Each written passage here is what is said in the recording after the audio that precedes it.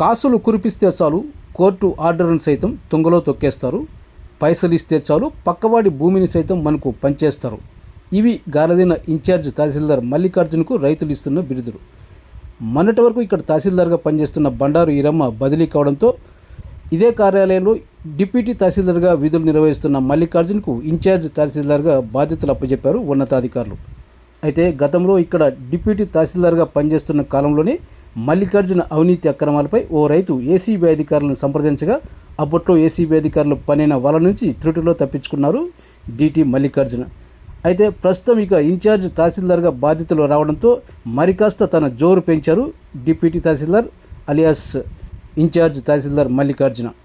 తాజాగా కోర్టులో ఉన్న వివాదాస్పద భూమికి ఉన్నటువంటి జాయింట్ ఎల్పిఎం నెంబర్ను విడగొట్టి కోర్టు ఉత్తర్వులకు విరుద్ధంగా ఆ భూమిని విభజించి రైతుల మధ్య వివాదాన్ని మరికాస్త పెంచాడు ఇన్ఛార్జ్ తహసీల్దార్ మల్లికార్జున. ఈ భూ వివాదంలో కూడా కోర్టు ఉత్తర్వులకు వ్యతిరేకంగా నడుచుకుంటూ వ్యవహారాన్ని నడిపినందుకు భారీగానే ముడుపులు దండుకున్నట్లు డిప్యూటీ తహసీల్దార్ మల్లికార్జునపై బాధిత రైతులు ఆరోపిస్తున్నారు. ఇదే విషయాన్ని శుక్రవారం బాధిత రైతులు స్థానిక తహసీల్దార్ కార్యాలయంలో ఇన్ఛార్జ్ తహసీల్దార్ మల్లికార్జునను ప్రశ్నించగా ఆయన దాటివేసే సమాధానాలతో తప్పించుకునే ప్రయత్నం చేశారు. ఇక బాధిత రైతులు మీడియాతో మాట్లాడుతూ ఇతనిపై కంటెంప్ట్ ఆఫ్ కోర్టు కింద కోర్టులో కూడా కేసు వేస్తున్నట్లు, అదేవిధంగా జిల్లా కలెక్టర్ కూడా ఫిర్యాదు చేయనున్నట్లు బాధిత రైతులు మీడియాకు తెలియజేశారు. ఇలాంటి కేసులు గతంలో చాలా జరిగినప్పటికీ ఇన్ఛార్జ్ తహసీల్దార్గా ఉన్నటువంటి డిప్యూటీ తహసీల్దార్ మల్లికార్జున అనేక రాజకీయ కోణాల్లో పలుకుబడిని వినియోగించుకొని బయటపడుతున్నట్లు సమాచారం. ప్రాపర్టీ ఎవరికి టైటిల్ కావాలంటే వాళ్ళ మధ్య ఉన్న కేసు ప్రాపర్టీ పలానా పార్టీకి ప్రాపర్టీ పలానా వాళ్ళకి టైటిల్ అయినట్టుగా కోర్టు ఆర్డర్ ఇచ్చేంత వరకు అది వాళ్ళకి కానీ వీళ్ళకి కానీ చెందదు. అదే అందులో ఉంటుంది. ఎలా పొజిషన్ ఉంటే ఆ పొజిషన్లో ఉంటుంది. ఎలా పొజిషన్లో ఎట్లా ఉండాల్సి ఉన్నప్పుడు మీరు ఎట్లా డివైడ్ చేస్తారు దాన్ని? అంటే వీళ్ళకి 20 లెవెల్ వాళ్ళకి డివైడ్ చేస్తారు. నేను చెప్పేదంటే ఓల్డ్ సరే ఓకే ఓల్డ్ మాకు డైరెక్షన్స్ ఏమంటే ఓల్డ్ డైరెక్షన్ ఇచ్చారు మాకు. ఇప్పుడు ఈబీసీలో కూడా చెప్తాను జాయింట్ ఇప్పుడు సాధారణ కేసులో పెండింగ్ లో ఉంది, ట్రయల్ జరుగుతుంది. ఏమని ఆయనక అనేది ఇప్పుడు ఆయనకి ఏం నష్టం జరగదు. నష్టం జరగకుండా సగభాగం వాళ్ళు మీరు పార్టీషన్ చేసినారు అక్కడ. ఆ సేల్ ట్రాన్సాక్షన్ జరగదు, అలినేషన్ జరగదు. సరే ఓకే మీరు అంటున్నారు కాబట్టి మళ్ళా దీని మీద నేను కరెస్పాండెన్స్ చేస్తాను కలెక్టర్కి. సేమ్ ఎల్పిఎం నేను ఇప్పుడు ఇమ్మీడియట్ కరెస్పాండెన్స్ మీరు చేస్తారు కరెస్పాండెంట్. అక్కడ అప్రూవల్ కావాలి కదా. కలెక్టర్ గారు పొద్దున్నే అప్రూవల్ చేస్తారు గ్యారెంటీ. ఎక్కడ పోయినా కూడా చేసిందే కదా. ఎప్పుడైనా అంటే మీరు కోర్టు ఆర్డర్స్ అన్ని కూడా కంటెంప్ట్ చేసినట్లే కదా. అంటే కోర్టులో ఇష్యూ నడుస్తున్నట్లు కానీ మీరు ఎట్లా విడిగొడతారు? అంటే ఈ 2 ఎకరాలు 4 ఎకరాలు అనుకోండి, ఆయనకోండి ఎట్లా విడిగొడతారు? ఇక కోర్టు ఇక వాళ్ళు ఫేవర్ చేయలేదు. అవునా, ఏ ఎక్స్టెంట్ అయినా సరే అక్కడ సబ్ రిజిస్ట్రార్ కి డైరెక్షన్స్ ఉన్నాయి. అవి మేము ఎత్తేమని అడగము. మాకు సంబంధం ఉన్న ప్రాపర్టీలో ఆయన ఈయన అనేది ఆయన తేరలేదు. అవును, మీరు ఎట్లా సహభాగం చేస్తారు? అక్కడ ఇచ్చినది కూడా అలినేషన్ అంటే అమ్మకూడదు కొనకూడదు, దాన్ని ఎలా ట్రాన్సాక్ట్ చేయకూడదు. దాన్ని కూడా విడగొట్టినట్టే పంచినట్లే ట్రాన్సాక్షన్ జరిగినట్టు. సరే మీరు అంటున్నారు కదా ఒక భాగాన్ని 2 భాగాలు చేయడం ట్రాన్సాక్షన్. సరే మీరు అంటున్నారు కదా, నేను అదే రాస్తాను. అంటే మీరు ఇష్టానుసారం రాస్తా అంటారు, పోతారు, ప్రాబ్లమ్ ఫేస్ చేయాల్సింది వాళ్ళ.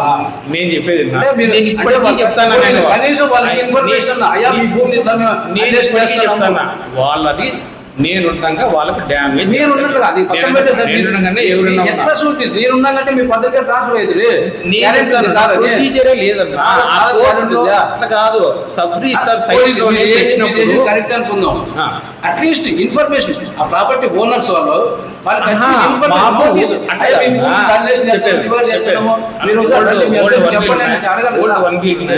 సార్ నా పేరు మణికంఠారెడ్డి. మాది వెస్టర్న్ సాపురం విలేజ్, సింగనమల మండలం. మాకు ఓబులాపురం గ్రామం, గార్లదిన్న మండలం. సర్వే నెంబర్ 46/1 అండ్ 46/3 2 సర్వే నెంబర్లు. 27 ఎకరాల 67 సెంట్లు, 46/3లో 20 సెంట్లు 2 కోర్టులో ఉన్నాయి sir. Junior civil judge Anantapur వారి దగ్గర ట్రయల్ కోర్టులో ఉన్నాయి. తర్వాత ఇంజంక్షన్ ఆర్డర్ కూడా ఇచ్చింది. ఆ ఇంజంక్షన్ ఆర్డర్ని కూడా ఇంప్లిమెంట్ చేయమని ఎంఆర్ఓ ఆఫీస్లో 2022లోనే ఇచ్చినాము. సబ్ రిజిస్టర్ ఆఫీస్లో కూడా ఒక కాపీ అక్కడ కూడా పెట్టినాము. సెక్షన్ 22A ప్రైవేట్ రిజిస్టర్లో కూడా ఆ యొక్క సర్వే నెంబర్ పెట్టినారు. తర్వాత జేసీ ఆర్డర్ని ఛాలెంజ్ చేస్తూ హైకోర్టులో మేము కేసు వేసినాము. ఆ కేసు వేసినప్పుడు హైకోర్టు ఆర్డర్స్ కూడా 2025 నవంబర్లో ఆర్డర్స్ ఇచ్చినాయి. ట్రయల్ కోర్ట్ ఎవరైతే ఇదే టైటిల్ పెండింగ్ కంప్లీట్ అవుతుందో వాళ్ళకి రెవెన్యూ మ్యుటేషన్స్ కానీ సబ్డివిజన్స్ కానీ చేసుకోండి అని ఇచ్చింది. కాకపోతే ఇప్పుడు ఏమంటే రీసెంట్గా 2 days బ్యాక్ ఆ యొక్క సర్వే నెంబర్లో సబ్డివిజన్ చేసినారు. LP number 210 joint LP number ఉంది. ఇప్పుడు జాయింట్ విడగొట్టి 340, 341 రెండు ఎల్పీ నెంబర్లుగా ఇచ్చినారు. మాకు నోటీస్ ఇవ్వడం లేదు, ఇవ్వలేదు, ఏమీ లే, వితౌట్ నోటీసు వాళ్ళు సబ్డివిజన్ చేసినారు. హైకోర్టు ఆర్డర్స్ ప్లస్ కింది కోర్టులో జూనియర్ సివిల్ జడ్జి దగ్గర కూడా ఇంజంక్షన్ ఆర్డర్ ఉంది. ఆ రెండు ఆర్డర్ని కన్సిడర్ చేయకుండా డిప్యూటీ తహసీల్దార్ కమ్ ఇన్ఛార్జ్ తహసీల్దార్ సార్ 2 days బ్యాక్ దాన్ని సబ్డివిజన్ చేసినారు సార్. ఓబులాపురం గ్రామం, గార్లదిన్న మండలం ఓబులాపురం గ్రామం, 46/1 and 46/3.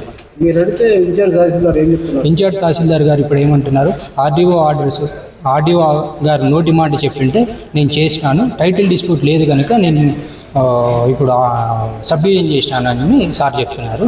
Sir already OS copy తర్వాత ఇంజంక్షన్ ఆర్డర్ అన్ని కాపీస్ 2022 నుంచి ఇప్పటి వరకు దాదాపు ఒక 10-15 సార్లు మేము ఆఫీస్లో ఇచ్చినాము.